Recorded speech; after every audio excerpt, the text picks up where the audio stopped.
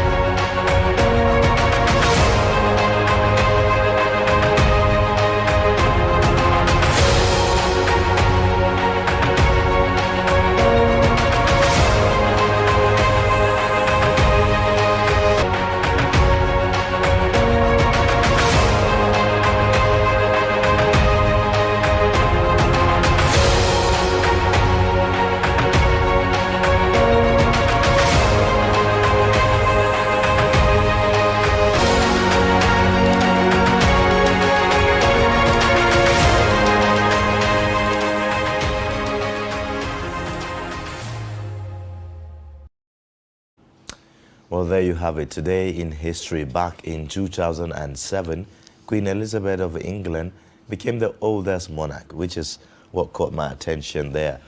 She's, been the Queen of England for quite a long time. I would say even before Nigeria became independent.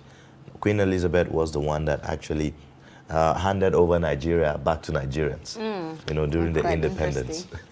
So it's quite an interesting fact that we must always remember. Now, let's take a breather, and then when we come back, we'll be taking a look at the dailies on Daybreak. Please stay with us.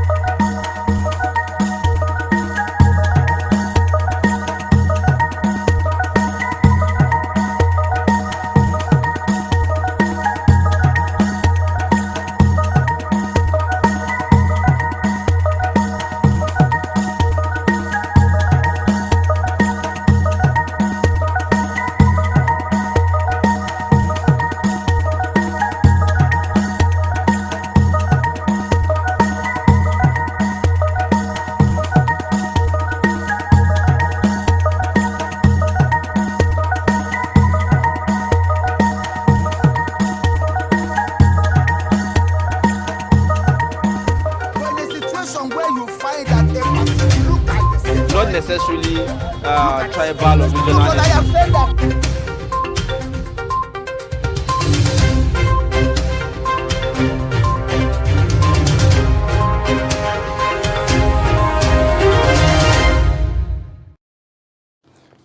All right, welcome back. If you are just joining us, this is Daybreak on Trust Television. Now let's take a look at some of the stories making headway on our dailies this morning. We begin with the Daily Trust newspaper. The lead story there, electoral bill. Buhari snubs National Assembly, declines assent. And the writers there, president succumbed to pressure from governors. That's according to Malami. Override him, CSOs urge lawmakers. You'd also see will take action this week. That's according to senators. NAS vetoed presidents once since 1999.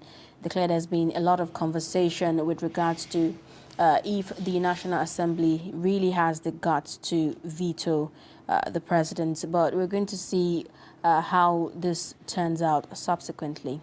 Now on page 15, you'd find airfares may rise as new aviation handling rates begin January 1st. You'd also see Nigeria in war situation. That's according to the PDP. And on page 26 of the Daily Trust newspaper, 2023, Tinubu Oshibajo's camps intensify campaign. Still on page 23, you'd see court jails police inspector 5 years for fraud. And in a very disheartening and pathetic story on page 23, you'd see the details of the story about Ogun couple selling 1-month-old baby for 50,000 naira. That's quite pathetic. Did they really need money that very absurd. that desperate? I tend to think that it's not just about the money. I tend to think that there's more to it than the money. If it's for the money, I mean, 50,000 naira, what is 50,000 naira going to do to anyone in this country? So I'm guessing that there's more to it than More the like 50,000 naira. like fetish, something attached Yes, to it. yes, more likely. I mean, let the police do their investigation.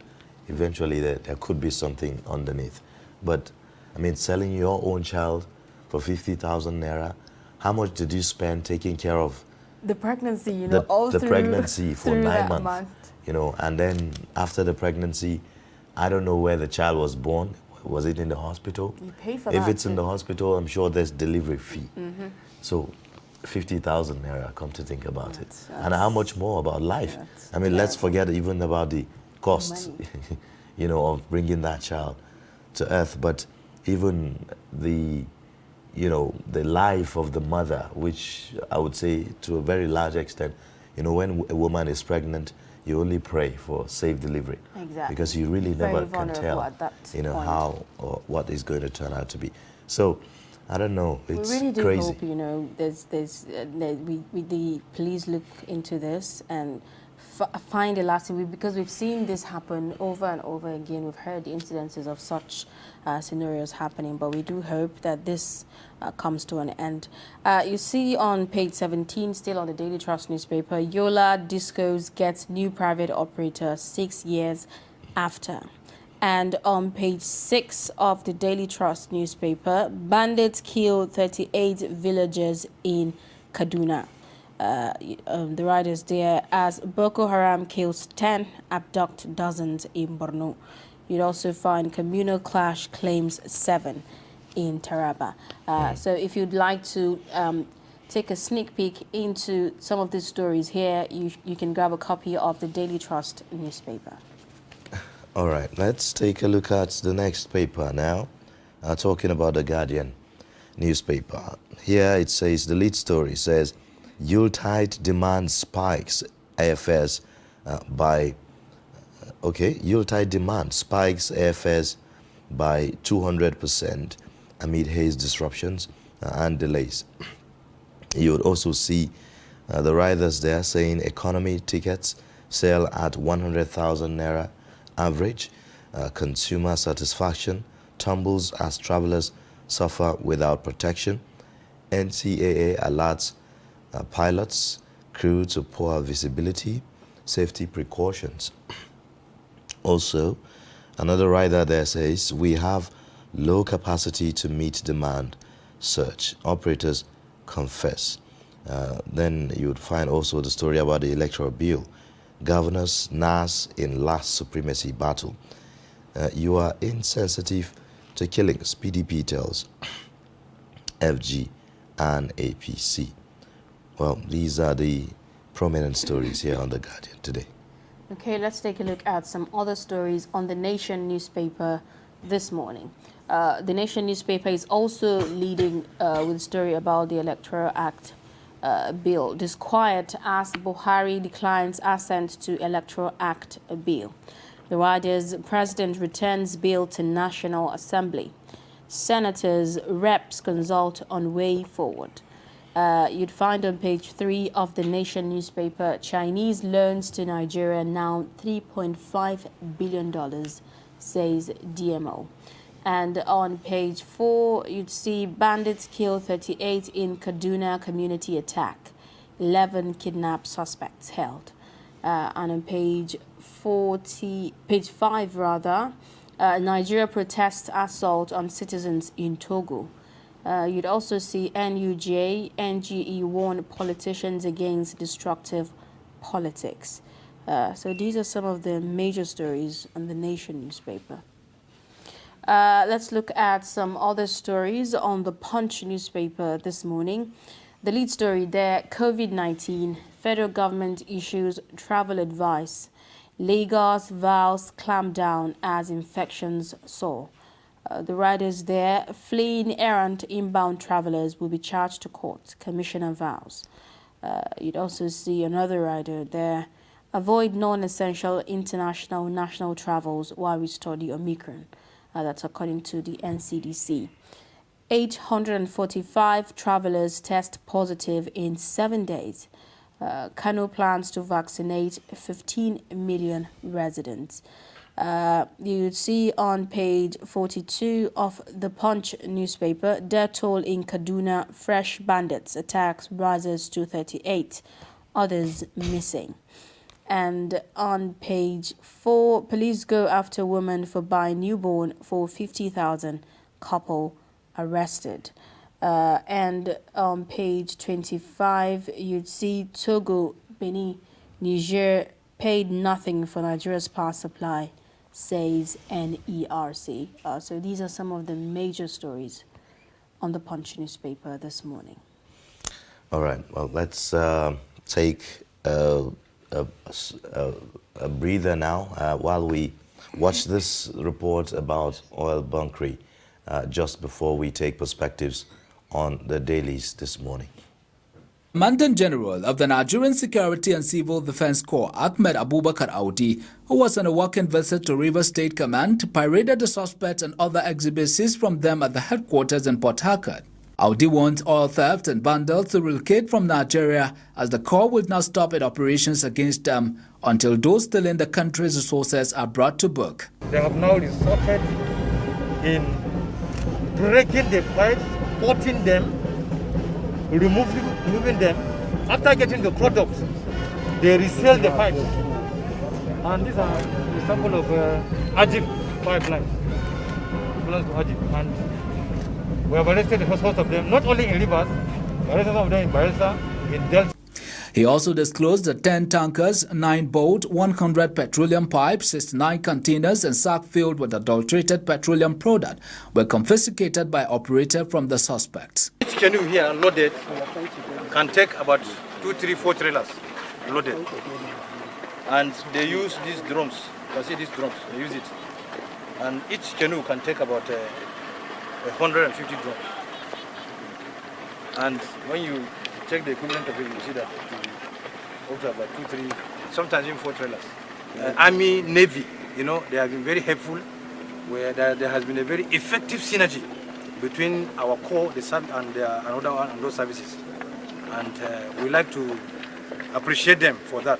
Then NCDC boss, who also visited the command exhibitor site at Bogoro and Iribe, had a sea surveillance exercise with some officials and enumerated the negative impact of oil theft on the country's economy. We know that one of the effects is that it pollutes our environment, it degrades our environment. It also disallows us from providing food for the nation. It destroys our farm and farmlands, and also sometimes, or many a times, out of pollution, it doesn't give us opportunity to take good water. So the debilitating and the devastating effect of vandalism is so intense that we really need to come together to fight it to stop. And I'd like to say that all criminals that are involved in vandalism should find another place they should relocate. The Commandant General says the arrested suspects are currently undergoing thorough investigation and will soon be charged to court for prosecution. He also called on spirited individuals in the state to report any strange movement around them and critical assets in the state to the nearest security post for prompt action. All right, that's a report that just came in showing the NSCDC, intercepting some suspects and seizing some trucks, of oil in regards to oil bunkering and all.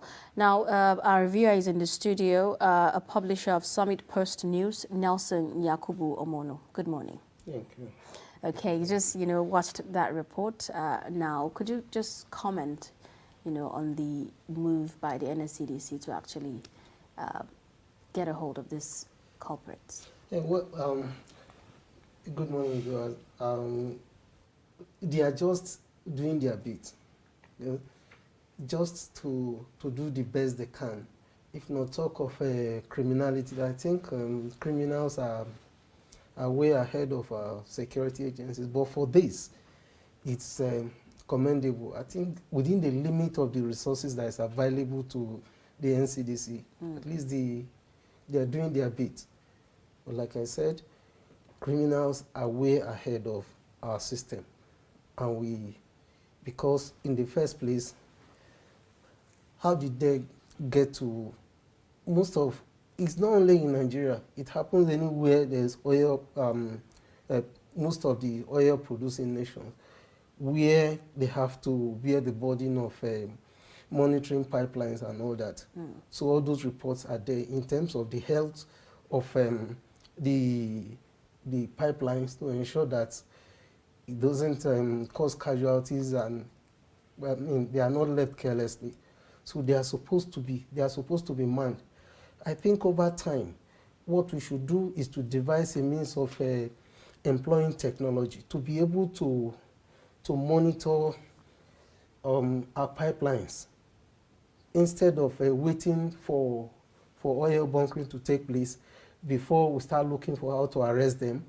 I think that is also because devastation has already taken place. Anywhere there's oil bunkering, a lot of issues around there. So I think we should go a bit further than having security agencies everywhere to arrest oil bunkers and all that. I think that is an afterthought. So we go to the source. We should be able to track our pipelines, to be able to see if maybe there is very funny activities taking place somewhere kilometers, so. And with the aid of helicopter and all that, we should be able to get there before the criminals carry out their nefarious activities. I think we should think more of a digital approach to monitoring our oil installations, not only pipelines. All right, now let's take a look at the stories that made the headlines this morning in our papers, beginning with the Daily Trust newspaper. Quite a number of them, but two stories stand out. One of them is the issue about the electoral bill. It appears we have a constitutional crisis in our hands.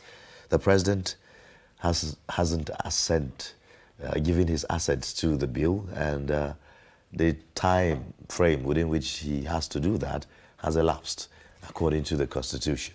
I think the last time we talked about this was presenting Mr. President with golden opportunity to be able to write his name in gold. And I think this decision, I don't know, like I read the Attorney General of the Federation advising the President against signing this bill. And I think the President decided to obey him, to some of the close advisors. But I think that if it is still possible for him to have a rethink on this, it will do him lots of good. That is life beyond politics. If you ask me to assess what President Buhari has represented to Nigeria so far, from all, it is beyond politics. Yes, his personnel is beyond politics, but you never can vouch for people when they go into politics. You feel that there will be statement if they go into politics. You discover that over time they start drifting. I think President Buhari is drifting, and he's not thinking of power is transient. In the next 2 years, thereabout, he should be on his way out of power. And then after power, you look back and say, the system that brought me into power, did I contribute to making it better? Did I leave it better than I met it? Or I sabotaged it? Right. That is the question for posterity to answer, depending on his actions and inaction. In this case, electoral bill that he has declined. If you recall that someone the courage to sign 2010 electoral law as amended. Somebody signed it, and it's impacted on the credibility of our last election, which that brought, the 2015 election, which brought him into power. But what are the excuses anyways? What are the possible reasons, for not assenting to this bill? We hear, of course, in the realms of speculation, how some people are raising concerns about the cost of running direct primaries and all of that. But is that cogent enough in your own thinking? See, politicians will always be politicians. So this has no excuse at all. If you look at the provisions of in the electoral, the proposed ill-fated, let me say, there is everything for us to benefit from. It's a system. It was to come with what do you call it now? Independent candidature, which is a big boost, which would have been a big boost, a step ahead of those who don't want to go into mainstream political party because they believe that you have to be bound by the ideologies of your political party and all that. Then electronic transmission of results. If President Buhari got to power on the strength of let's election be credible, and to some extent, the 2015 election, most people will tell you was credible. So now, if you are going to spend 8 years and leave, so at least the nation has given you everything. The nation has given you everything. It behoves on Mr. President to give something back to Nigeria, and that thing is good electoral system. If not, we are not asking for perfect, Nigerians are not asking for perfect electoral system. They are only asking that, sir, this thing you made, please improve on it before you leave. And the only way to improve on it is to sign this electoral bill. But the excuse that is too expensive, I don't know what is expensive in people lining up, people queuing up to be counted. Which is even more expensive? Is it the electoral process or the caliber of people that you want to put in the leadership positions? Tickets. So I believe that that is a tragic one.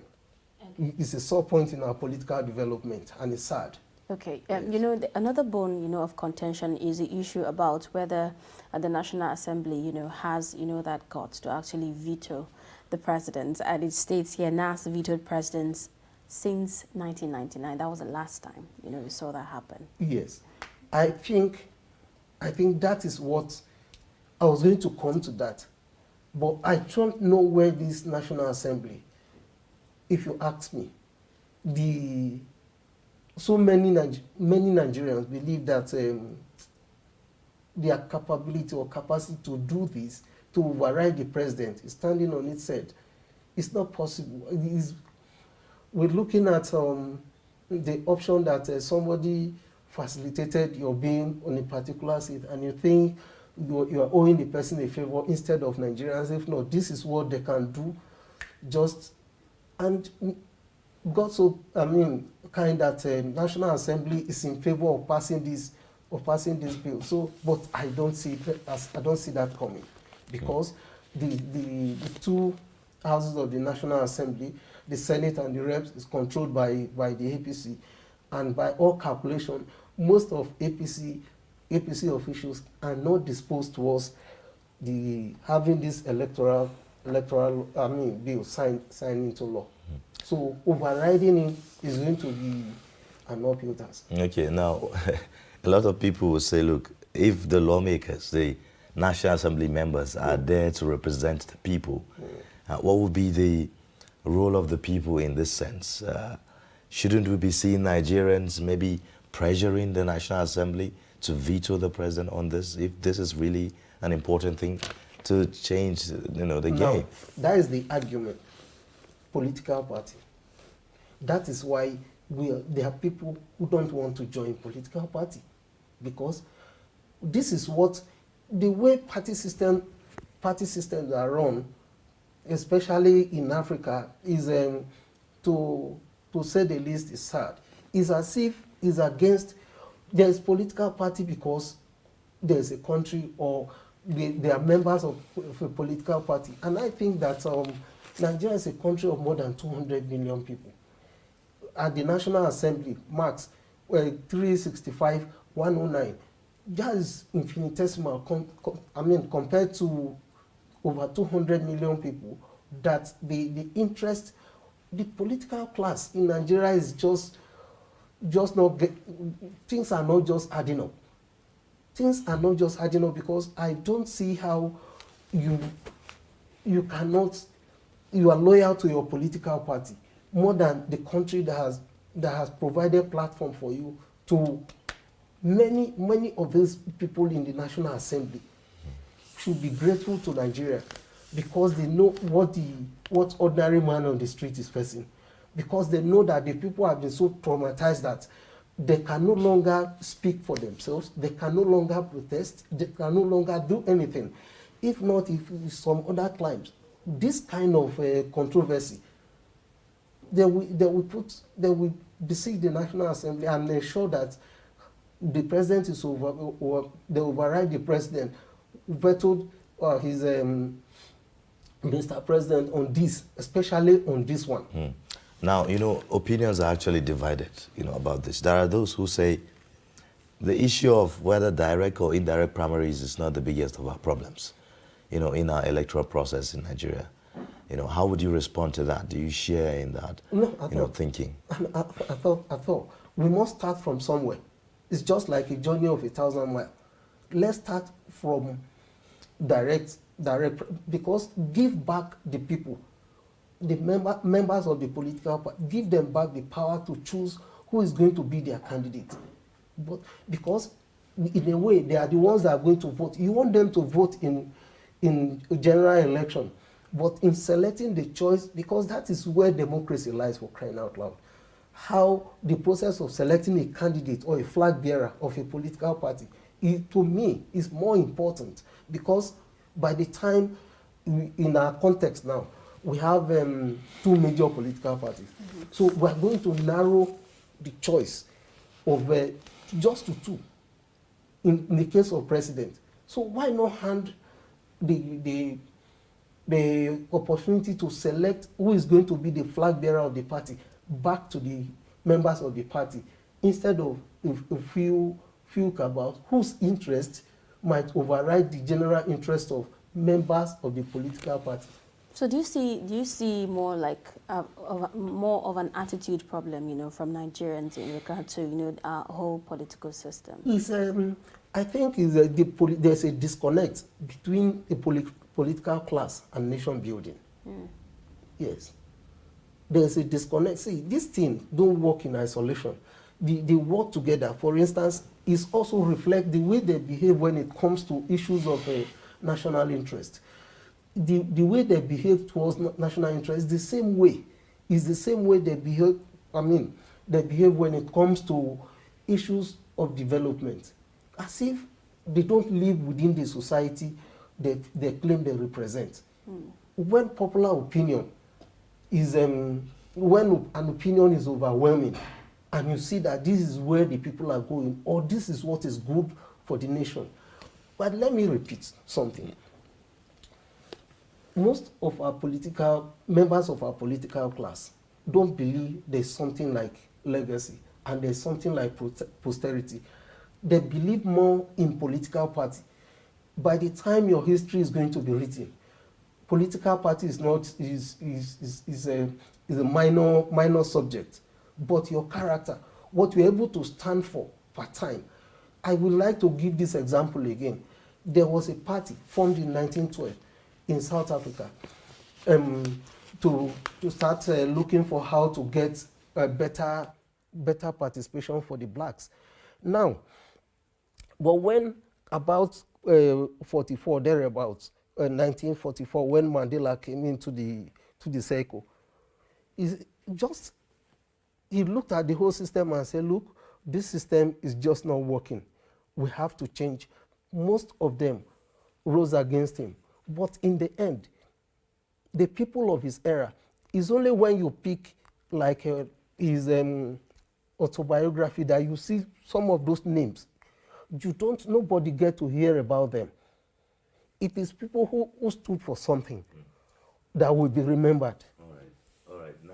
Now, this is not the first time that the president is declining his assent to Electoral Act bill, since his administration. I think this is about the 5th time or so. How much of a departure have we seen in the person of the president, who in 2015 is seen as, this is the anti-corruption giant that Nigeria cannot afford to miss. Eventually, he became the president. So, all over the world, the president is seen as this, fighter, anti-corruption and all of that. But it seems that a lot has changed, between then and now. What is really going on? And is this our politics actually something that is beyond redemption or something like that? Politics has consumed President Buhari's personality. Let me say that. He power. But he is not new to power. So I don't know why this is happening this way. Before in 2014, when they were campaigning around the country and all that, the message was so clear. The hope and expectation of Nigerians, those who under the rain come sunshine, were everywhere. If you ask them now, they will tell you, popular opinion is that they no longer understand this Muhammadu Buhari, the one they love, and some people even volunteer that if they lose their life and he comes to power, they are okay. That is a sacrifice. But today, can we still get the same opinion? The answer is no. Politics has a way of consuming people. Power transforms a man from who he is to who he is now.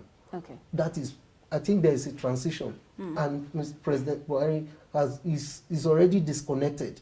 Politicians have built walls around him that is no longer connected to the people that brought him genuinely in 2015. Okay. Now, 2023 is going to be, another avenue for Nigerians to elect, who they want to be their leader.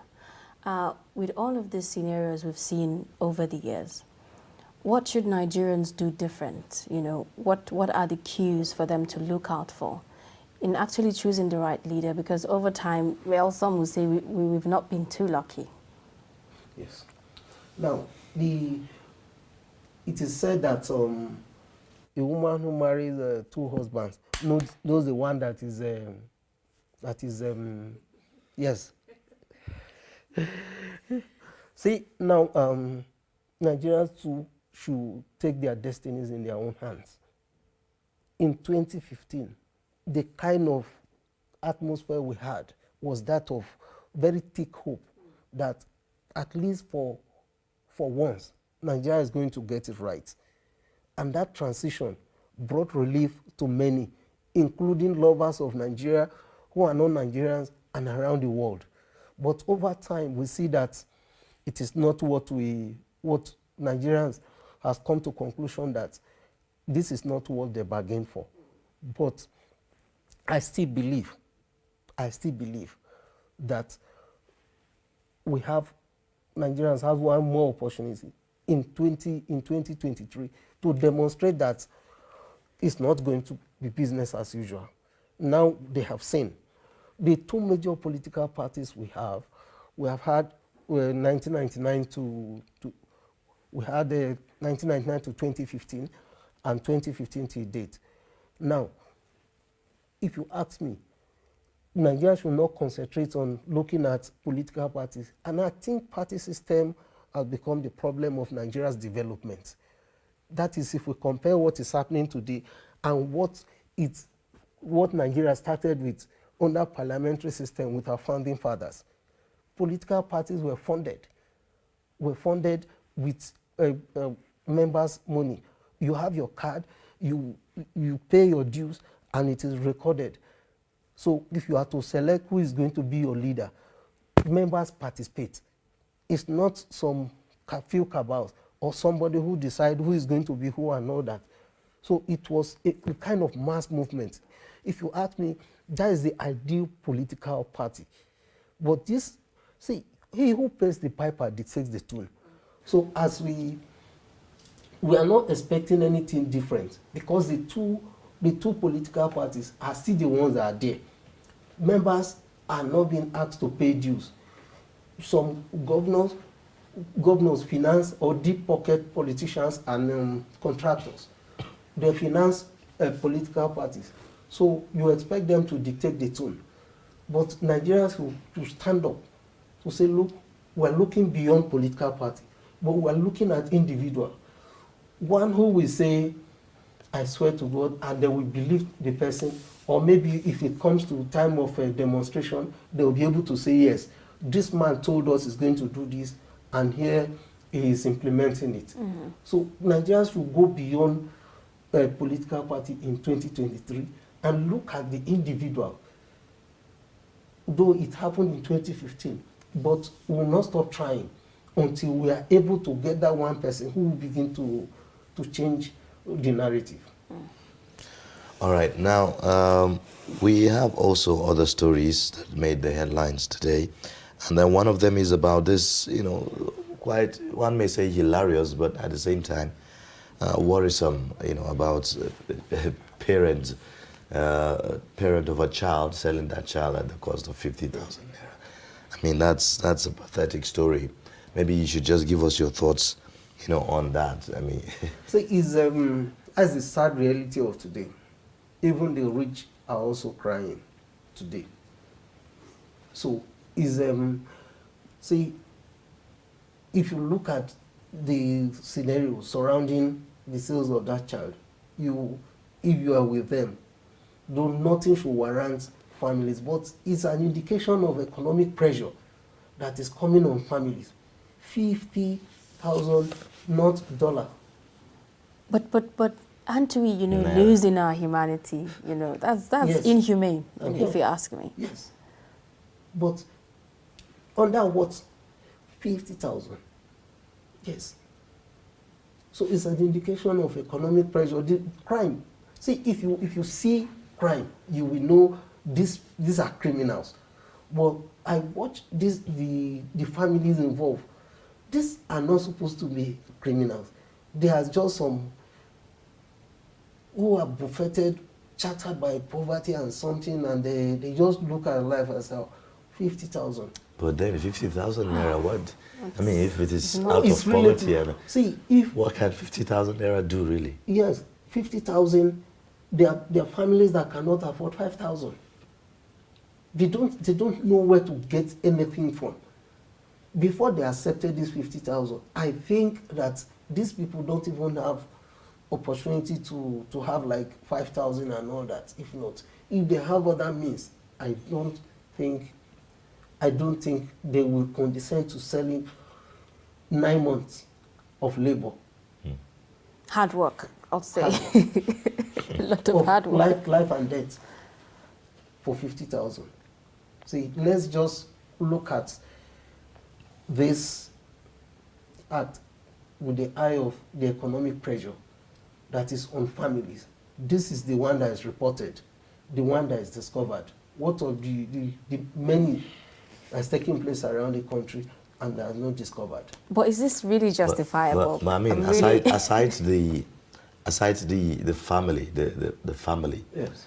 What about the buyer? What do we say to the buyer? I mean, for someone to think that you can actually purchase someone for 50,000 naira. See, there's something. Let me weigh in on. If you're building a society, it was this time that about 2 years ago, I interacted with a woman from Malaysia. She's actually a diplomat, and she said back home, she took journalists to an orphanage home somewhere in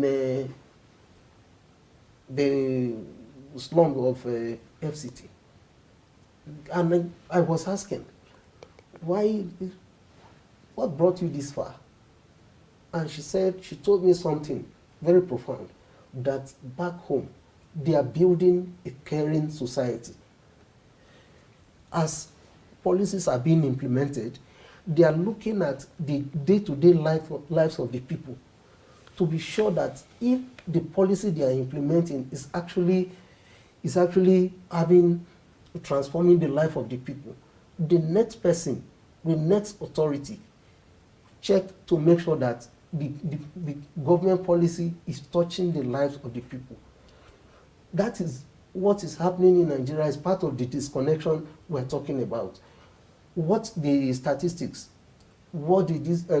Because the Minister of State for Labor told us that 100 billion has been paid out to. But these people, who are the beneficiaries? Like this family that sold their child for 50,000. If you don't have who is who somewhere, somebody to submit to, and most of these beneficiaries of government interventions and all that are passed through political parties.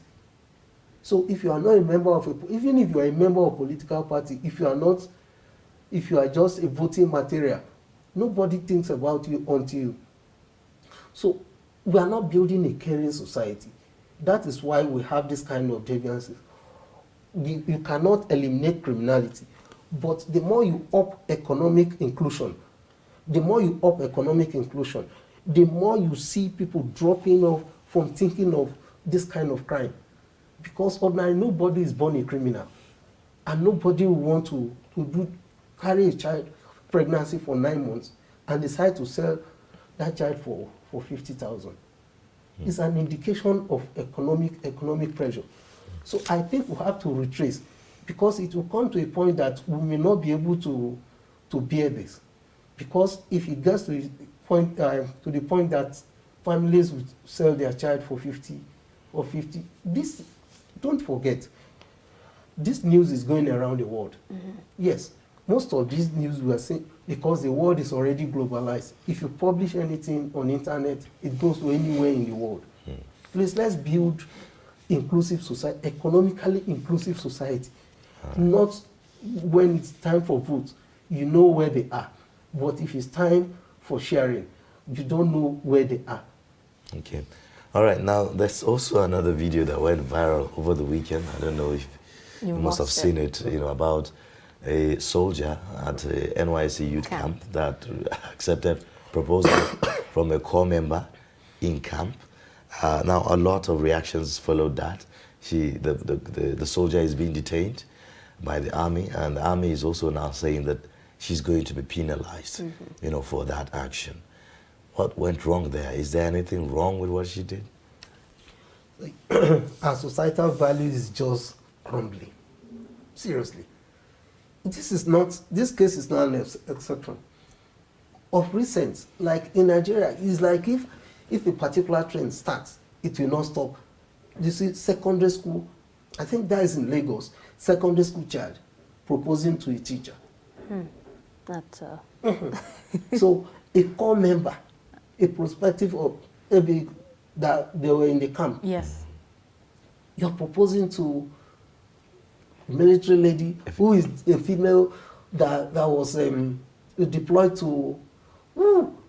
I mean, but it raises the question about love, you know, and See, I mean, being a soldier doesn't mean that You can't love. she's not But a the human sol- being. but I the mean, she's a soldier- woman.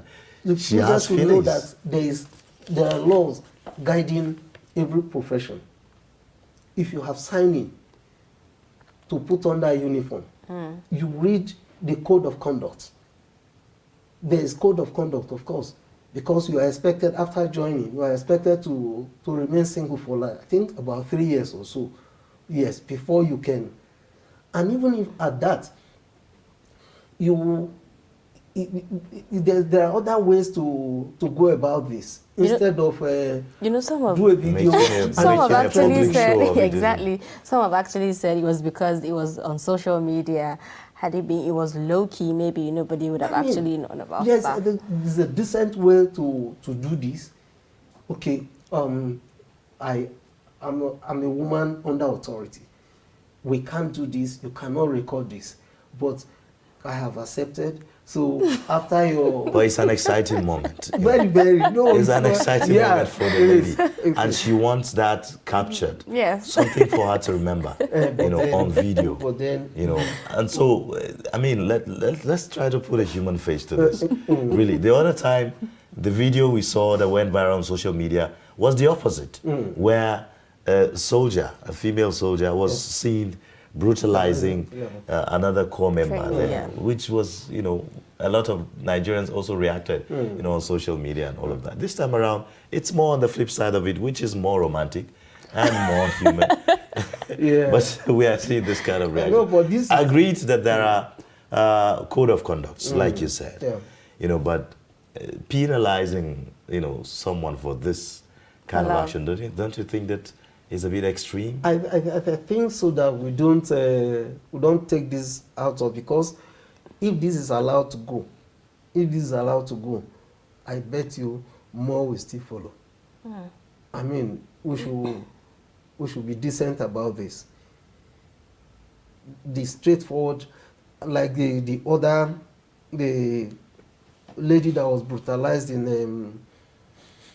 that brutalized the corps member, is like that. I think the army said they were going to punish her, and that is justified. But in this case, they should look at it that if we don't instill discipline, I think the core value of the army is discipline, and I think that if this is allowed to go, many more female ladies in service Will be proposed. might decide to do a movie, to produce a movie, you We know. wouldn't get to that. So, Well, I think we should maintain the sanity in our service, okay? Especially, we have to put a stop to this madness when the secondary school, especially these Yahoo boys, they bike and man, they were becoming. I mean, what's that? all right. Okay, well, let's take a look at other story. Another story that got my attention on the Punch says Togo, Benin, Niger paid nothing for Nigeria's power supply, says NERC, that's Nigeria Electricity Regulatory Commission. That's the point. A lot of Nigerians have always said, look, Nigeria supply electricity from neighboring countries, and yet we cannot boast of a steady power supply. We are like in Nigeria. hyena. Now, they are not even paying for it. Isn't that shameful? We are like hyena. We prescribe drugs for others to take for diarrhea, and our tails are filled with feces. It's so sad. It's so sad. Why letting Nigerians are in darkness, and you are supplying Togo, Benin Republic? Does it make sense? You can only give what you have. What we have is not, Nigerians are not enjoying up to 40% of, if you talk of that statistics, you are only saying of elite cycle, elite residents and all that. Go to where mass of Nigerians are staying, both in urban slums and in the villages and all that. You don't see light.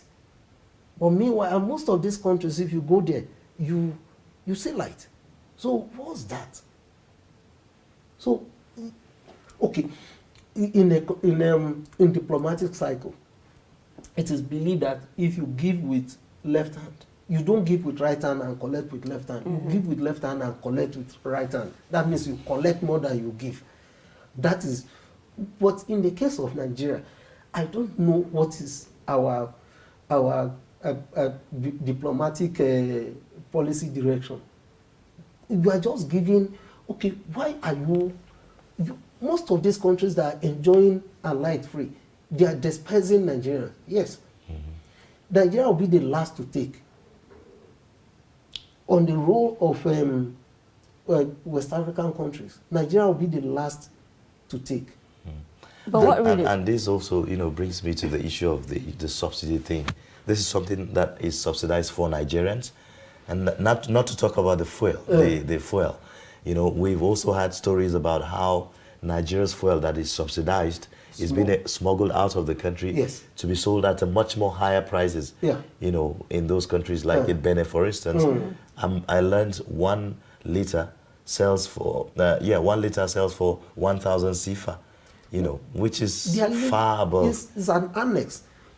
If you ask me to describe Benin Republic, I will just say it's an annex of Nigeria that is a pipe is connected. They have connected a pipe to our economy. The economy is surviving because Nigeria is just not doing what it ought to do, if not ordinarily. Why are they benefiting what Nigerians themselves are not benefiting? As at yesterday, I think how many jerrycans of this thing that were caught being smuggled into Benin Republic. And this thing happened, it's just most of the things we read on pages of newspapers, on the news and all that are just tips of the iceberg. What is really happening? There are routes where these people benefit from our oil, and in this case now, it is even official. That's rubbing pepper on our eyes. Now, this is even official that we give them light to enjoy, and they are not paying. Now, Nigerians are paying. But we are not enjoying light. And we are not enjoying light. Recently I visited Niger State. I visited the Shoro Dam there. And there's this community called Zumba, just where the dam is located. The community. Yes, where the dam is located. Initially, they didn't really used to have power at all, and there's a dam there. So they had to protest, consistently for them to have power. They have to protest before they enjoy. And then now, Niger is described as power state, but despite that, they still don't have consistent power supply. It's in darkness. And someone, person in Niger Republic, what do you call it, Benin Republic, Togo, and the rest of them are enjoying. Man. Well, it's really sad. Let's leave it at that. We've seen quite a lot. Thank you so much for coming on the program this morning and sharing your perspectives with us on the program. We've been speaking with Nelson Yakubu Omonu. He is the publisher at Summit Post News. Thank you for coming. We look forward to having you again. Thank you. Thank you. All right, let's take a quick break, and then when we come back, the show will continue. Please stay with us.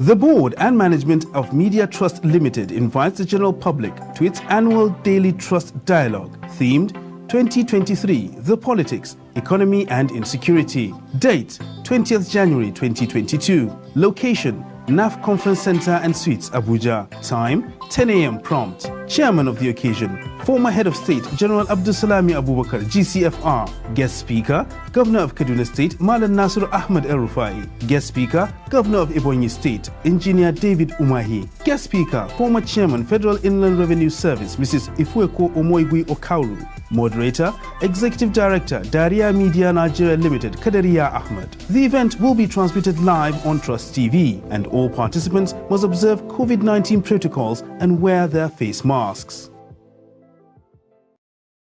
What do we want? El-Rufai.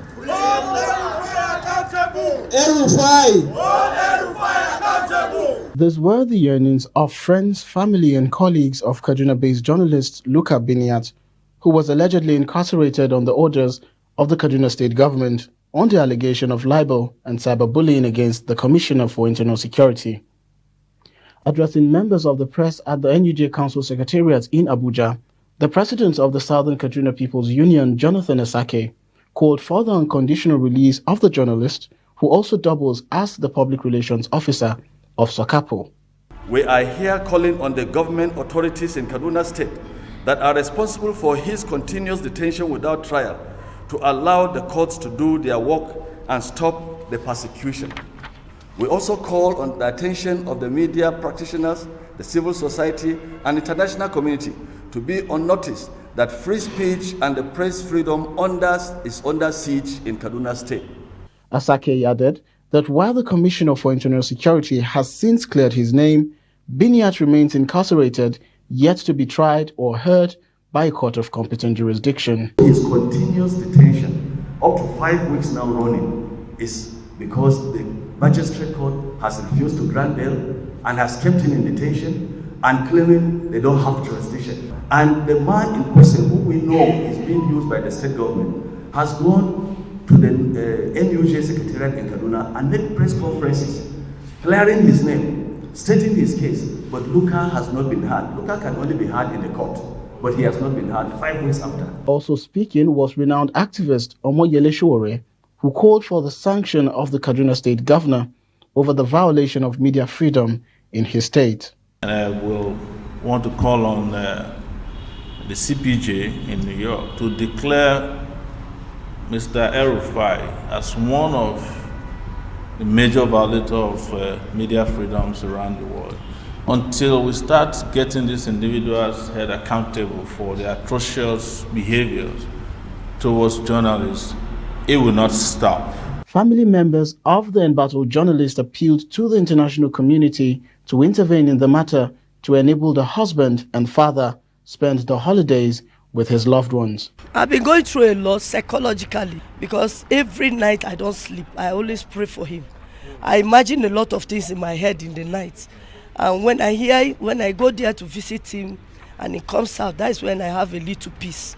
I'm doing safe feeding. I don't want him to eat something and I will hear that at the process of this, so something happened to him, he's sick. I don't want that.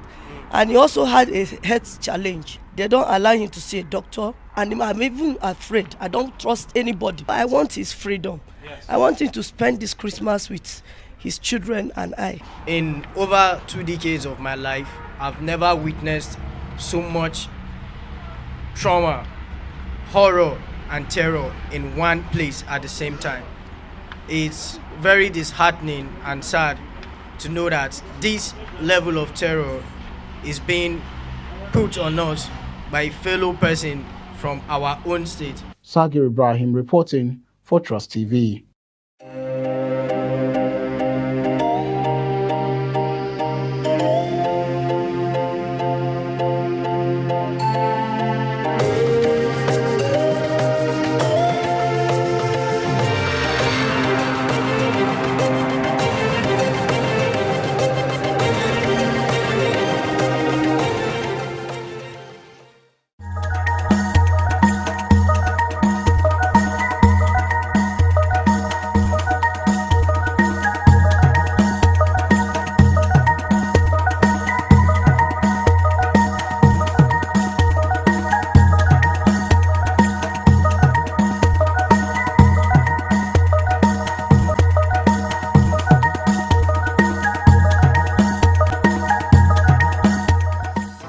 The board and management of Media Trust Limited invites the general public to its annual Daily Trust Dialogue, themed 2023, The Politics, Economy and Insecurity. Date, 20th January 2022. Location, NAF Conference Center and Suites, Abuja. Time, 10 a.m. prompt. Chairman of the occasion, former Head of State General Abdulsalami Abubakar, GCFR. Guest Speaker, Governor of Kaduna State, Malan Nasir Ahmed El-Rufai. Guest Speaker, Governor of Ebonyi State, Engineer David Umahi. Guest Speaker, former Chairman Federal Inland Revenue Service, Mrs. Ifueko Omoigui Okauru. Moderator, Executive Director, Daria Media Nigeria Limited, Kadaria Ahmed. The event will be transmitted live on Trust TV, and all participants must observe COVID-19 protocols and wear their face masks.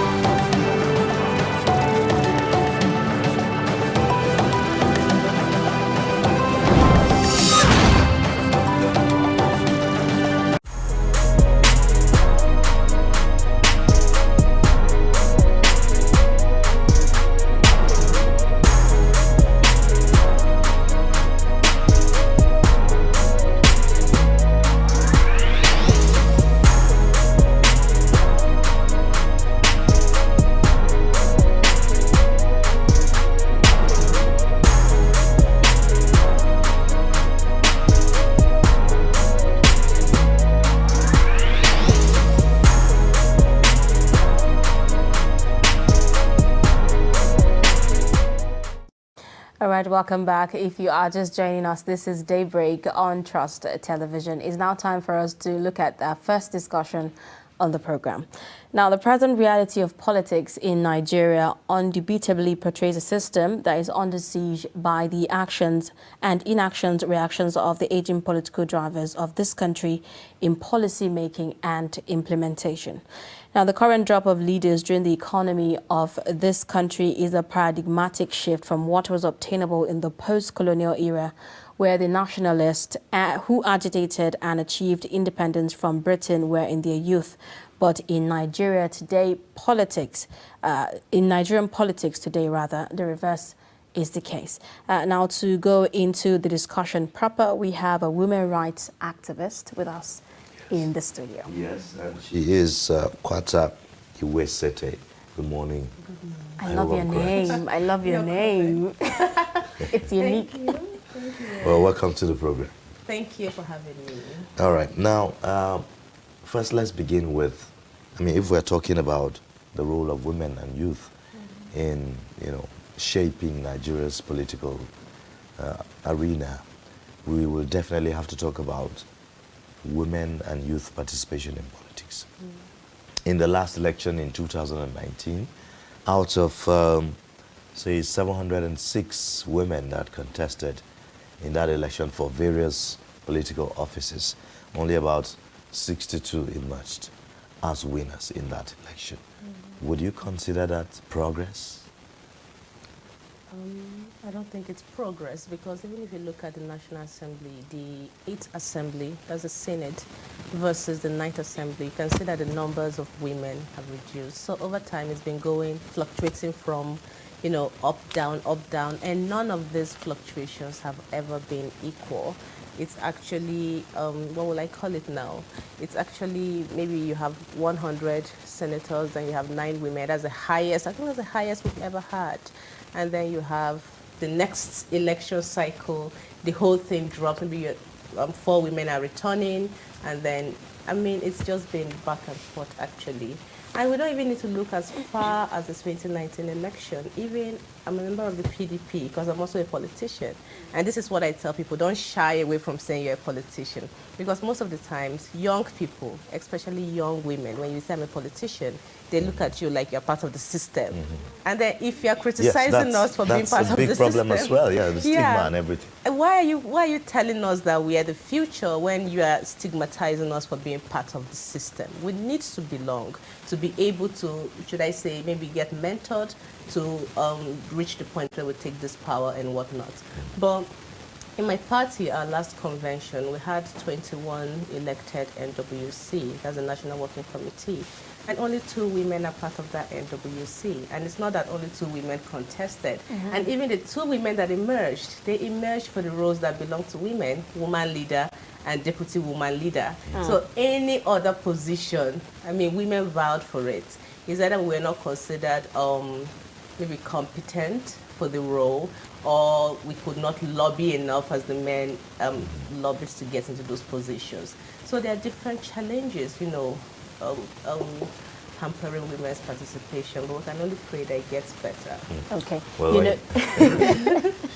when you talk about the women role, the women that emerged for the women leader roles and all of that, at least we could say, well, at least this time around, it's not males that are now emerging as women leaders. And that reminds me too of what is playing out in the APC in Kano, where the young man is coming out as the woman leader for Kano. And he gave his reasons, and I was just smiling. I'm not upset with him or anything. He said he loves women, he's always taking care of women. So he believes when he emerges, he will be able to care for women. Care for women. And I think it's actually a plausible reason, but we don't need that. We don't even need men encroaching into, should I call it, sacred spaces that belong to women. And women have always, what I don't want people to mistake is women have always thrived. It's not that we've been sitting at the back corner and expecting power to be handed to us. Women have always contested. We've always made efforts to, mobilize and to lobby, but it's not been successful because either people do not believe in our potential, or we do not have the economic power to mobilize to the level of men. So even when you talk about participation, it's not just the fact that women are not trusted or our society does not trust women. Because when you see women that emerge, most of them are wealthy women or they had wealthy husbands. So they could utilize their resources for politicking. So we also have to talk about the challenges of resource-poor women. Not just women now, women who do not have mega monies to lobby and then to mobilize. So it's just different kettles of fish that women need to jump to. Meanwhile, the man maybe is just one kettle of fish. You know, as a young woman in politics, apart from these other challenges you've mentioned, what are some of the barriers, you know, restricting women to thrive in the political space? Like the first point I made, the stigma. So the times when you say you're a young woman in politics, pump and clear, they think you're there to look for sugar daddy. They don't think you have anything to bring to the table. They don't think you have any value to add. I'm not talking about the people, maybe your superiors now. I'm just talking about the general perception. They just think you're there to catch a big fish. Meanwhile, you can, like myself, be honestly participating because you feel like, you know, you can be a voice on the table where national conversations are being heard. But nobody cares. They just think, another small girl joining politics. Let her go and find work. Politics is a job. I'm sorry, but people that say politicians should be working part-time, I don't know what they're thinking. Politics is serious business. So if you're in politics, it is a job. So when women belong to that field, it is like you're not serious, you're there to look for sugar daddies, or you're looking for an easy way out. There are just so many unnecessary narratives. You know, when you say politics is a job, I'm sure the argument that those saying that are relying on is the fact that part of the reasons why there's so much corruption in politics is because politicians now find politics as like a full-time thing, and they don't have any other thing, any other side hustle, if you may. And so as a result of that, you know, it becomes the major, you know, place where I have a farm. I have a big farm. So you should expect that because I'm a Benue woman, right? I'm a Tiv lady. I have a big farm. So that is actually my major source of income. And I do other aspects of farming other than plantation. And our politicians, they have farms, they're into real estate, they have different things that they do. But even if you look at other countries, in the US, you have senators that have been there, that have become their ancestral home. You have the, what's his name, Sanders. You have Sanders, you have Billy Graham. Is it Billy Graham? No. Cindy, the American senator that is not married. I don't know, I've forgotten the name, but something Graham. They've been there for ages. So it is actually their job. They see it as, and to them, I think it also has to do with the way we interpret things, the way we name things. They call it patriotism, they're serving their country. We also need to call it patriotic service. Maybe we shouldn't call it all the other funny names that we call it, that make people think we're going there to scam or to look for an easy way out. Okay. All right. I want us to talk about the implementation of this national gender policy. You know, that talks about 35% affirmative action for women. I mean, that's like a sing-song now. We've been talking about that. How far have we gone with implementing that in terms of even political appointments? It is in my party's constitution, the PDP. It is ingrained there. I didn't write this last week to somebody when we were arguing. It is there, but then you need to beg people to actually follow the laws that they use their hands to write down, which is also a problem of sincerity of purpose, right? That means they did not believe in these things. They just wrote it down because they wanted to let us get it over with. It's not an issue of we believe that the voices of women are important, or especially young women. We don't believe their voices are important. We don't believe they have something to contribute to the conversations. And every day there are laws that are being made that affect women, and women are not on the table. So it makes you wonder if truly these men know what they're doing. To me, that's how I feel they don't know what they're doing, because you cannot keep making laws that affect women, and there are no women on the table. So it's worrisome to me, really. Okay, so what role, you know, does culture, you know, and religion has to play, you know, in all of this whole conversation about women participating in politics? to a very, very large extent, maybe even more than economic factors, really, because I had some places in the north. I was having a conversation with another young woman in politics, and she was saying I cannot even aspire because they cannot allow me to go to some places. Like, you cannot go and lead a prayer in a mosque, for instance, and that is just the core north. In my place, you cannot just go and some people may not give you audience simply because you're a woman. There is this vulgar language they use. I cannot say it on television, that I cannot sit with, and then they call, a woman that name. So it has a lot to do with mentality. We need a mental system, shift. Exactly. We need a mental shift. We need to realize that the factors that determine leadership has nothing to do with being feminine or masculine. You just need to be creative. You need to be brave to some extent to be able to push for things you believe in. And these are factors that men have and women also have. So you don't need masculine macho strength to be in politics in the 21st century. I mean, who are we fighting? And that also, is part of the reasons why our politicians have been refusing to reform the system. We bring us back to the issue of electronic transmission of results. And the most important aspect of that bill for me too is electronic accreditation of voters. Because no matter how much you want to rig, you cannot rig outside the people you have accredited. So if you accredited 100 people, whatever you want to do, any kind of mago-mago or it must be within that 100 people because they are accredited electronically. So when you put in place systems like this, you don't need strength anymore. You don't need physical macho strength. You don't need people to go and hijack ballot boxes because it will be in vain. It is a way of enforcing a level playing field, right? And people have been resisting it. I think the National Assembly, they smuggled in the direct primaries in a way to derail the entire bill. That's how I see it. And they're very good at actually employing stalemates. We are the ones that, I feel, because it was last minute, it was never there. I was part of the advocacy. And all through the advocacy, direct primaries or mode of primaries was never in that So bill. you think that that's a distraction? No, it is a stalemate. They did not want that bill to pass. And in order for them not to come out and say we don't want it to pass because they will not be viewed as progressive, they decided to employ a stalemate of creating an unnecessary uproar over the primaries method. I think they did it deliberately because they could not directly confront electronic transmission and accreditation of voters and a host of other things in the bill. So it's not just having the laws, it's about even implementing the laws, like you said, about the affirmative action for the PDP, which also goes to say that you don't seem excited rather, about the bill in the National Assembly proposing for increase in the number of seats, I think it's in the National Assembly to accommodate women and all of that. No, I think it's nonsense. We are not looking for an exclusive league of women. We are looking for inclusion. So when you create a separate seat for women, it's actually exclusion. You don't know it yet. Maybe you've not think deeply about it, but you are actually excluding women. You are creating a women league.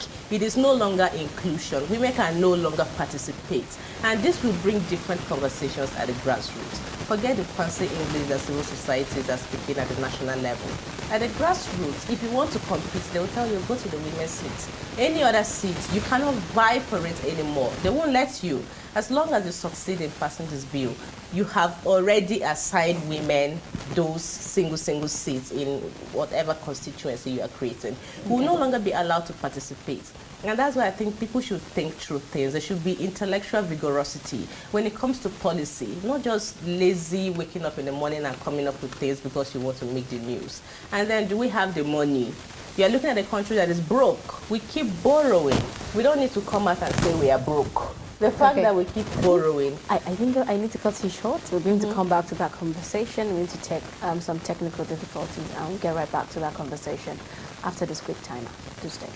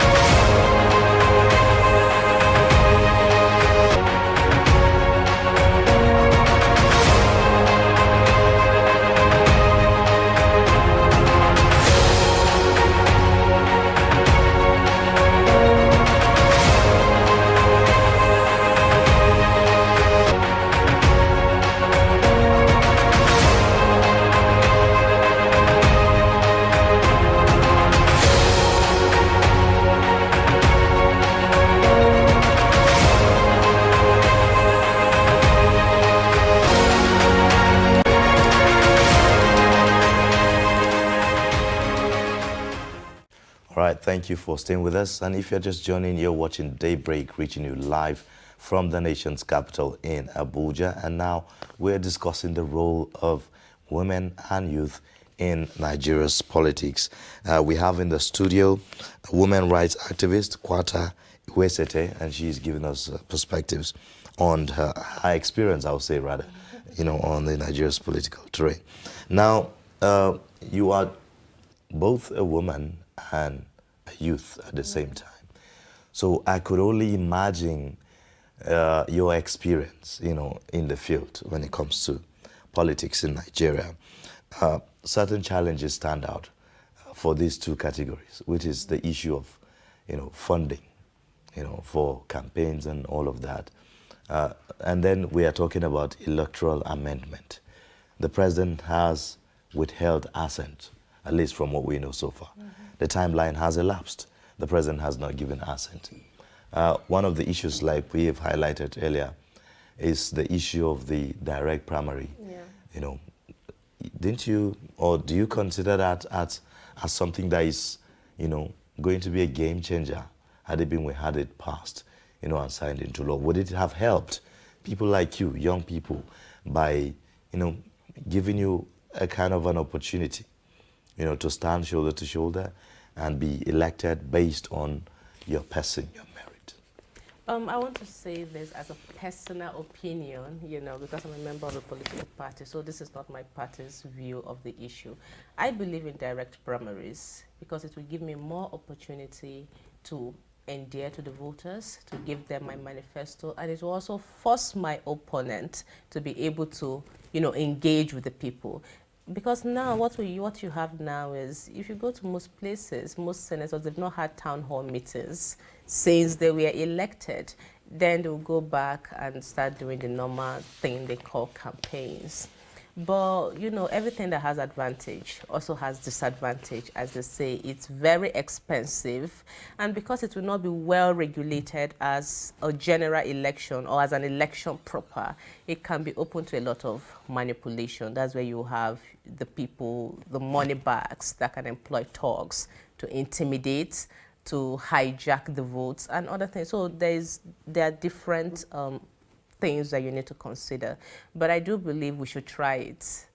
If it doesn't work, then we can. That's why we have the National Assembly. We shouldn't be in a hurry. We are a young country.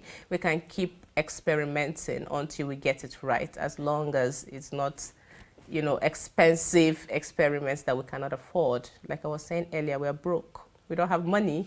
So there are some expenses we cannot afford right now.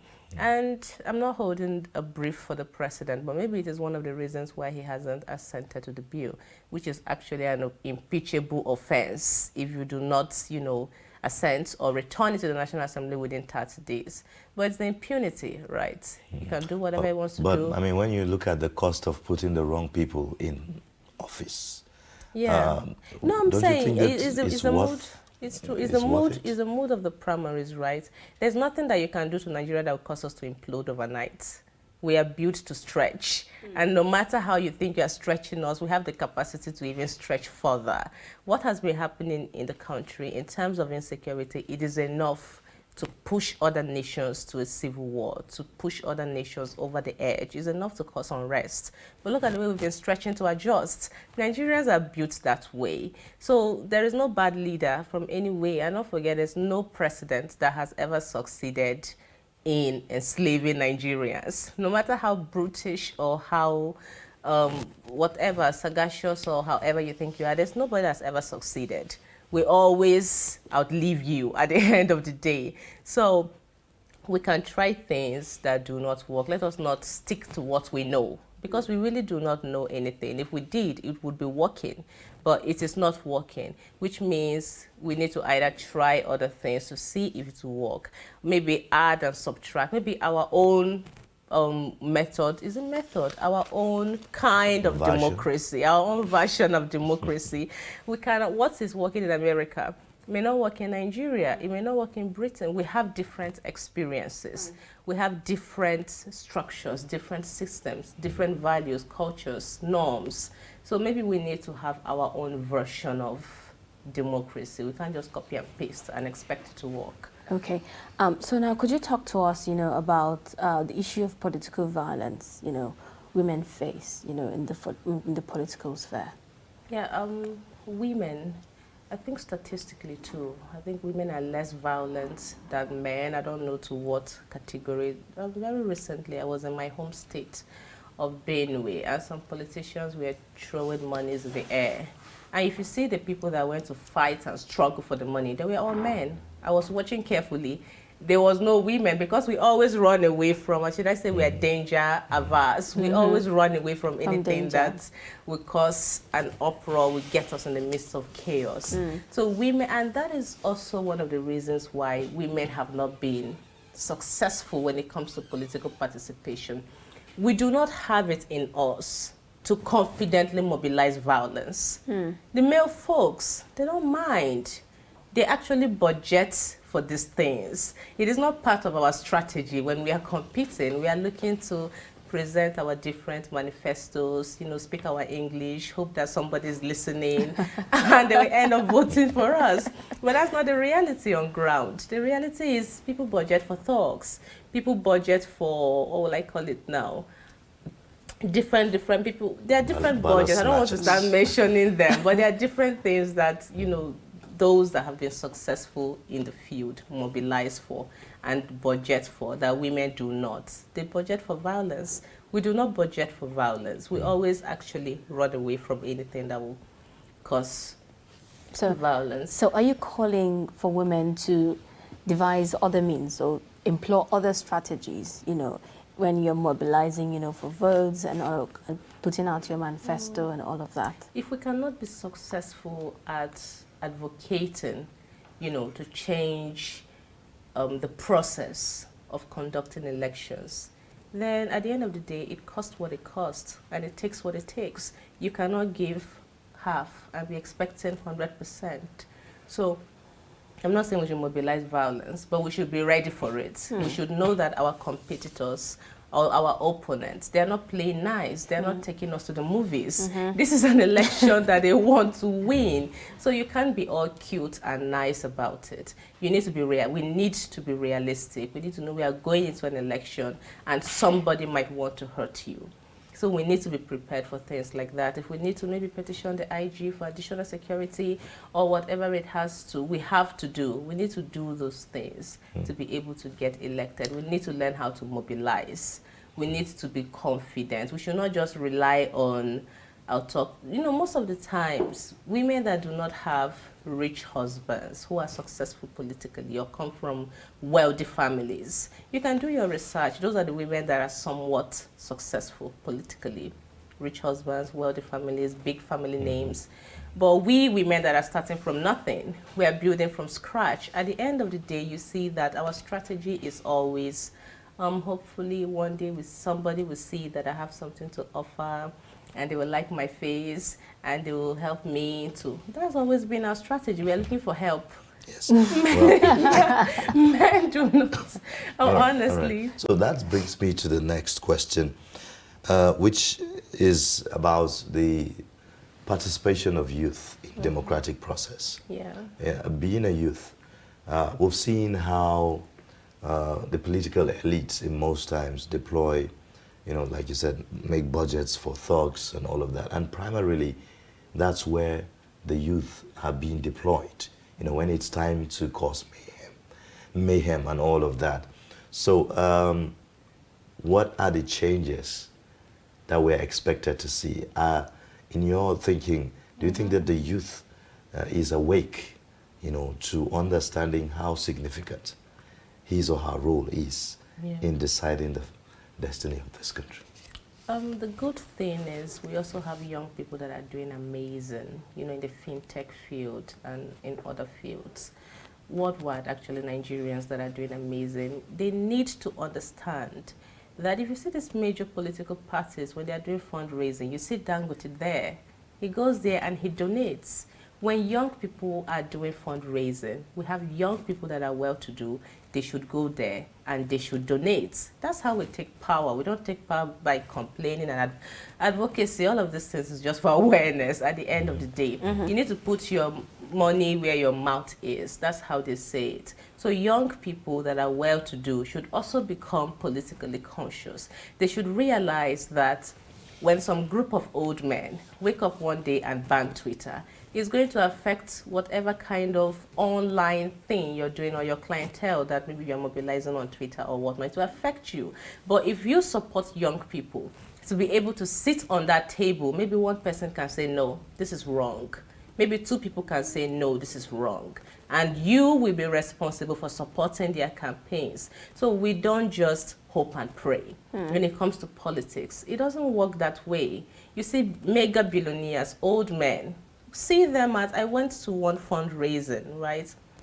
A lot of old men, they were donating monies. I was shocked, like, where are these people seeing this monies from? Oh my God, where are they coming from? Now, tying that to what we are saying, a classical example of this is the EndSARS, the hashtag EndSARS protest.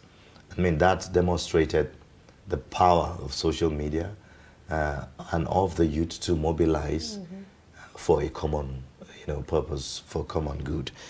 Do you think that the political elites have managed opportunities to engage with young people, in recent times, if you take the example of this EndSARS protest? When the EndSARS protest started, I know that Dangote, Emifele, some other group of people, they organized a meeting with some people they felt were the leaders of the protest. And I'm aware, I'm not aware, but I can assume that maybe the fallout of that meeting, how it led to some young people being dragged, that they were trying to collect money from the business. I mean, we always do this back and forth when it comes to young people. We always about the money. And it also has to do with the poverty in the land. We are easily bought over. We are easily derailed. The only thing we achieved during the EndSARS protest was to prove that we can actually mobilize. We have the capacity to mobilize. And the monies that came from that protest was actually outside the country. Crypto and the likes. You remember Jack Dorsey donating some cryptocurrencies to the feminist coalition. I think those are the people collating money for the protest. And that's also why I was talking about the fintechs, knowing that you need to contribute. Right. You cannot just wish these things away. It takes what it takes. Right. It costs what it costs. And if you're refusing to pay the costs, putting your money where your mouth is, then we are going to continue in this cycle. The rest of us, I'll continue with this advocacy until I grow old. And there will be no change if everybody does not do what they have to do. Okay. Those that have the finances should donate it to the cause. Those that have the energy should move to the field and mobilize. Everybody have to play their part at the end of the day. Okay. Now this brings me, to the recent video we saw on social media where a male corps member, was proposing to a female, military woman. As the military described it, a trainee proposing to a military woman. Some have, criticized it, and the army is saying they're going to penalize her. Could you react to that? What are your thoughts about, that? I'm not a hopeless romantic, so I don't know what they were doing. I don't know what they were doing, really. But I think maybe from I don't know their code of conduct. I've not gone through it. I've not read it. But maybe it has to do with a balance of power. Maybe she's a superior and he's paramilitary, he's training. I don't really know what they were thinking, but as a person, I don't think it's wrong, but I'm sure they have their reasons, and I do not want to dabble into military things. Yeah. Okay. Well then. We'll take a quick break, and then when we come back, we'll be rounding up our thoughts, on this subject. Please stay with us.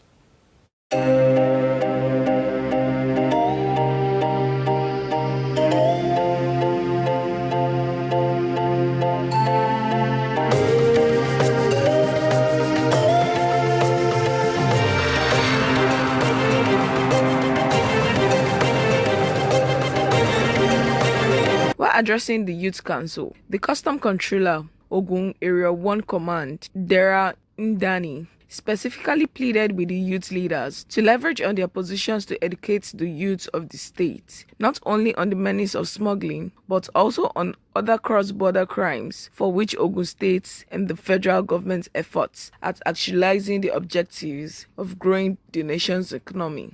There's no war between Ogun youths and the Nigerian Customs Service. However, there is effort by Nigerian Customs Service to carry out government mandate against criminal elements who are using Ogun as base.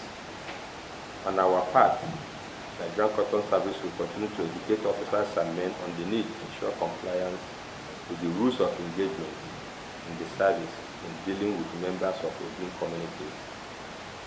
We don't want to believe that everybody in Ogun is a smuggler. With specific reference to claim that smuggling activities is necessitated by the unemployment, Indani asked the youths to take advantage of the ongoing recruitment exercise into the Nigerian Customs Service to better their careers in life, stressing that the service always accorded high priorities to the border communities each time it is recruiting. I wish to remind the great Ogun youths that the window of employment into Nigerian Customs Service has just been opened. The website is www.customs.gov.ng. Visit that website, click on vacancy, and apply. Comrade Abdul Jabbar Ayelegba, the chairman, National Youth Council of Nigeria Ogun State Chapter, earlier appealed to the leadership of Nigeria Customs in the state to prevail on their operatives to desist from the habit of indiscriminate firing within towns. There are still some areas that we think the customs leadership need to address very well. And one of those areas is the firing within towns. Ayelagbe explained that indiscriminate shooting of firearms within towns by NCS anti-smuggling operatives has always resulted in deaths of innocent souls, a situation which he said smugglers usually take advantage to escape. Dere Inadi also commends the Controller General of Customs for providing new patrol vehicles for suppressing smuggling in the state. 3 weeks ago, we took delivery of 10 numbers of Toyota Hilux vehicles, brand new, fully kitted, with all operational needs in the vehicle, the siren, the amber lights, everything, the navigation. Those vehicles have been fully deployed to officers of the command and have been put into good use. Shortly after taking delivery of those vehicles, the command seized over 7,000 bags of rice. That was equivalent of about 12 trailer loads of rice. Just yesterday again, the command has taken delivery of 4 number units of Toyota Land Cruiser vehicles, gunboats. As you can see, they are fully equipped. These vehicles are actually instruments of trade facilitation. To the non-discerning mind, they appear like instruments of war, but they are not. They are deployed here for border protection. They are deployed here to protect legitimate trade and combat those who engage in illegitimate trade. I want to be able to take one message back. A secured border in Nigeria will translate to more revenue for the seaports. Also doing here is part of revenue collection for federal government. With the use of these vehicles we are seeing here, we will make sure that those who are smuggling will stop. And when they stop, what it means is that those in the seaport who are collecting revenue will collect more revenue. Eniola Maiwa, Trust TV News, Ogun. The board and management of Media Trust Limited invites the general public to its annual Daily Trust Dialogue, themed 2023, The Politics, Economy and Insecurity. Date, 20th January 2022. Location, NAF Conference Center and Suites, Abuja. Time, 10 a.m. prompt. Chairman of the occasion, former Head of State General Abdulsalami Abubakar, GCFR. Guest Speaker, Governor of Kaduna State Malam Nasiru Ahmed El-Rufai. Guest Speaker, Governor of Ebonyi State Engineer David Umahi. Guest Speaker, former Chairman Federal Inland Revenue Service Mrs. Ifueko Omoigui Okauru. Moderator, Executive Director, Daria Media Nigeria Limited, Kadaria Ahmed. The event will be transmitted live on Trust TV, and all participants must observe COVID-19 protocols and wear their face masks. All right, thank you for staying with us. If you're just joining, you're watching Daybreak, reaching you live from the nation's capital in Abuja. And we've been discussing the role of women and youth in politics in Nigeria. And we have in the studio women rights activist Kwata Iwesete talking to us about this. Well, before we round up, I don't want to miss the opportunity to talk about the relationship between girl-child education and women participation in politics, you know, especially in the northern part of the country. So are we making headway as far as that is concerned? We cannot talk about education, especially in the north, without first addressing the insecurity challenges. Because even the young girls that want to go to school, they may be scared of being kidnapped. So I feel like the entire conversation around education has to go in conjunction with guaranteeing security of small kids, of little girls, even boys that are, you know, going to the schools, so that they do not become scared. And I would also like to compliment some efforts by some northern women that are coming up with trust funds for child education in the north. And it's very important. We cannot have an entire generation that is illiterate. We cannot have an entire generation. And when I talk about that, is because we are now going to also continue the cycle of resource-rich women being in power, while resource-poor girls have to have the end of the bargain. So yeah, you're right, there's a nexus, right? But security, to me, the whole entire conversation about development, education, health, everything, to me, it goes hand in hand with security. So until we fix the security challenges, we may not be able to make, you know, much efforts in terms of education in the northern region particularly. Well, thank you so much for coming on the program, Kwesi. We hope to have you next time. No problem.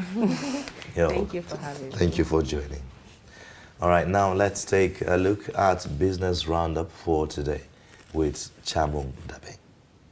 National Bureau of Statistics shows that manufactured goods valued at 13.7 trillion naira are being imported into Nigeria from January to September this year.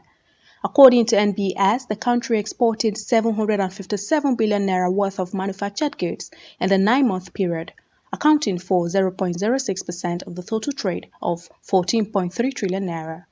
The data said the value of trade in the manufacturing sector stood at 4.78 trillion naira in the first quarter of this year, representing 49.01% of the country's total trade in the period. Out of 4.78 trillion naira, exports accounted for 250.4 billion naira, while the import component stood at 4.5 trillion naira. Meanwhile, National Bureau of Statistics says generators powered by petrol, diesel and gas provide 48.6% of the electricity consumed by power users across the country. Latest data by the Bureau on Power Sector Preview presented to the Abuja Chamber of Commerce and Industry this month showed that almost half of the country's electricity supply is from generators. The report further showed that the national grid is providing 51.2% of the country's power needs, indicating that many citizens in Nigeria depend on generators for electricity. The NBS document further showed that petrol-powered generators accounted for the bulk, 22.6% of the electricity supplied by generators, followed by diesel-powered generators, 16.6%, while gas-powered generators accounted for 9.4% of the self-generated electricity. The Debt Management Office has clarified that loans from China to Nigeria, which presently stood at $3.59 billion, constitutes only 9.4% of the country's total foreign debt stock of $37.9 billion. The Director General of DMO, Patience Oniha, stated this on Saturday in an interview in Abuja. She also clarified that the loans were largely concessional, as no national asset is tagged as collateral.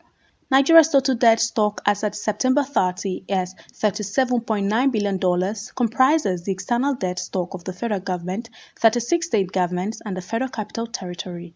Lagos Commodities and Futures Exchange says commodities contribute about 70% to Nigeria's gross domestic product.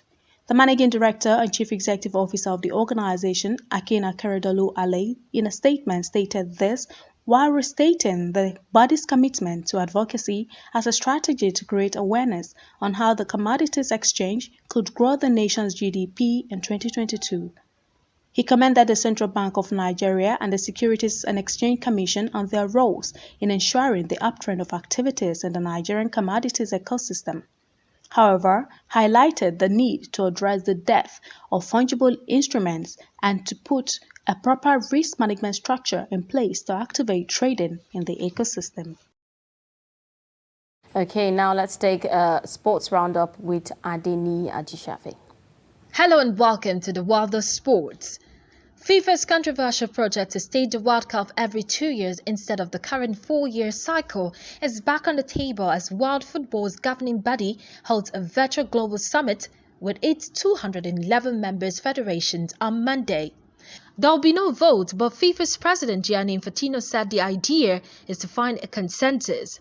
Former Arsenal manager Arsene Wenger, now FIFA's head of global development, championed the idea of having a major international tournament every year, alternating between a World Cup and different continental championships.